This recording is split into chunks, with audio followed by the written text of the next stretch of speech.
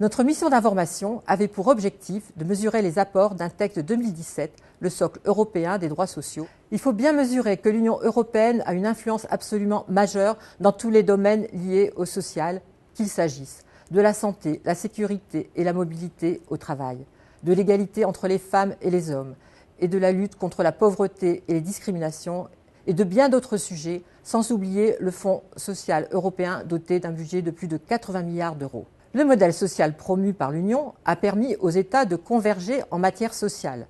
Mais ce mouvement semble s'être essoufflé et il faut y remédier. Les États membres et les institutions européennes se sont donc accordés, en novembre 2017, pour publier un texte fondateur, le socle européen des droits sociaux, composé de 20 principes qui doivent servir de plan d'action pour l'avenir. Éducation, égalité des chances, dialogue social, protection sociale, inclusion et j'en passe.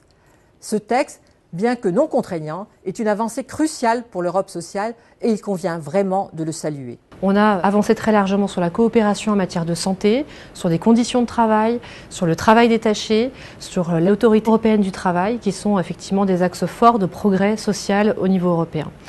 Nous souhaitons effectivement aujourd'hui pouvoir porter ces sujets au niveau français.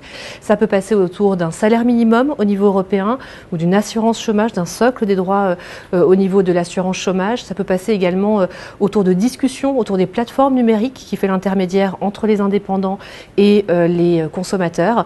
Et ça peut passer au travers de coopération en matière de recherche ou du progrès aussi en matière de convergence de politiques publiques en matière de handicap. Au travers de ce rapport, nous proposons 40 propositions. Et nous sommes convaincus qu'une forme de Maastricht social, de coopération entre certains pays européens pourront nous faire avancer, progresser socialement et de faire converger finalement vers une démarche encore plus sociale l'Europe.